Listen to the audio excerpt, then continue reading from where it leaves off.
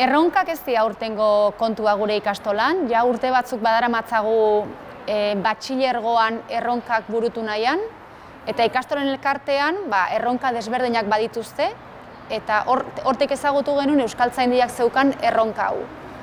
Zenbait erronka zeuden eta irutu zitzaigun bereziki euskararen erabilerarekin kezkatuta gaude baita ere, eta pixkat gu identifikatzen gea bereziki euskararekin ikastola bezala, beraz ikusten genuen erronka interesgarria zela guretzako.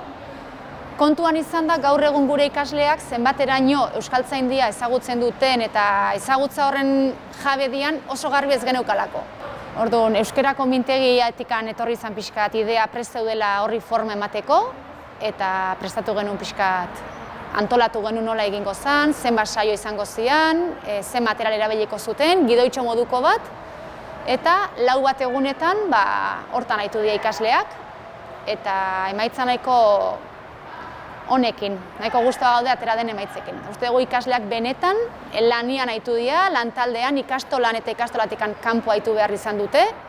Piskat bakoitzak bere gertuko edo interesetatik abiatuta, bakoitzak bere inguruko realidadeak ezagutu ditu euskarari dagokionez, eta pentsatzen dugu benetan Andoaingo euskararen errealitatea gehiago ezagutzeko aukera izan dutela, eta aldi berean Euskaltzaindia zer dan, Euskaltzaindiaren historia eta horren inguruko zenbait gai ere bai.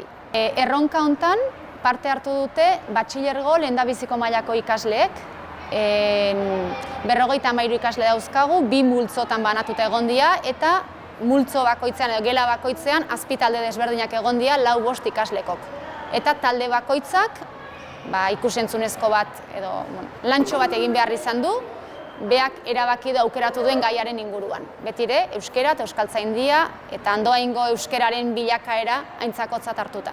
Eta hurrengo fasea izango da irakasleok balorazio egitea, hurrengo urterako hobekuntzak planteatzea, eta asmoa bada erronka hauek ez izatea urtebeteko kontua, baizik eta hurrengo urtean berriro, hurrengo urteko ikasleekin mantentzea.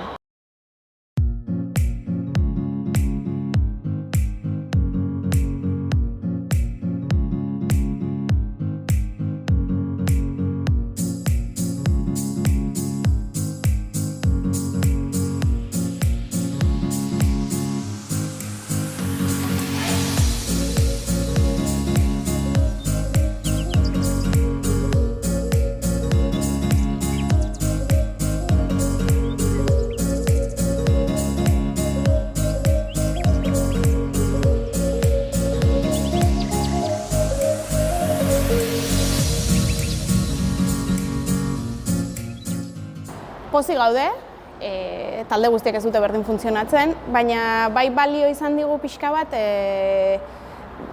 gure helburuetako bat bai izan euskarara ezakit hurbiltzea, baina euskararen errealidadera, herriko errealidadera hurbiltzea, eta zentzu horretan bai gaude pozik, aukera eman digulako eta eman dielako ezagutzeko pixka bat, gertu zituzten elementu horiek, baina ezagutzen zituzten horiek edo sakondu gabe zeuzkaten errealidade horiek, ezta?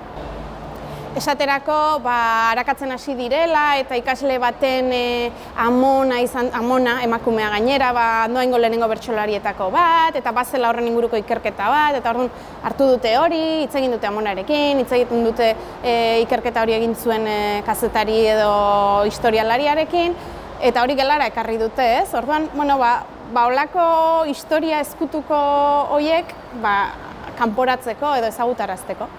Baina erantzunarekin orokorrean pozik gaude, eta gero guk egin beharko dugu baita ere, balorazio bat, ikusi zer funtzionatu duen zerrez, eta hobetu horre guztiak, orain baina hobeto, albada, funtzionatu dezan. Gu zentratu gehien bat, Andoaingo bertsolaritzan ingurun, eta gehien bat landu dugu historia, orain baino historiaz ikusi genuen, 20. mendean historia zabala zeukala Andoaingo bertsolaritzak, eta Xabi Lasak idatzi liburu bat 20. mendeko bertsolaritzei buruz baita frankismoa sartzezula barrun, eta orduan interesante eritu ditzegun, eta gaina birramona da, amonan ama, da Andoaingo lehenengo emakume bertsolari ematen du dala, froga daude dana, frogak dauzkate lehenengo dela. Segurazki ez da lehenengoa izango, baina froga ditu lehenengoa da. Orduan, iruditzen interesantea izan zitekeela, eta Xabi Lasakin elkarrizketa egin genuen, esplikatu zigun 20. mendeko bertsolaritza orokorren, eta gero Nera Monakin elkarrizketa eduki genuen baita, eta esplikatu zigun bi Ramona nola zen, berez bertsolaritzatik haratago bere alderdi pertsonalare baita. Eta hori interesantea iruditzen egun, eta ondo, eta guzta. Bai, sorpresak hartu dituz, zatik hasieran edabide gaia genekan, eta ez zitzen herri interesgarria, pentsatzen egun, eta ingo dugu nota hilotzulako, baina geho hasi ginen investigatzen, elkarrizketan dola, eta kontuatu ginen zehose importantea zela, eta azkenin oso interesgarria izan zen ingenun lan guztia, eta Xabierrekin elkartzea eta dena. Guk elkarrizketa dutu dieu Xabier leku honai. Beha izan zen Euskaldunon egunkarian zuzendari ordea, itxi zutenian, eta kontatu digu gertatu zen guztia. Hango egoera, nola izan zen atxiloketak, zer sentitu zuten, eta dena kontatu zigun, eta horrek lagundu digu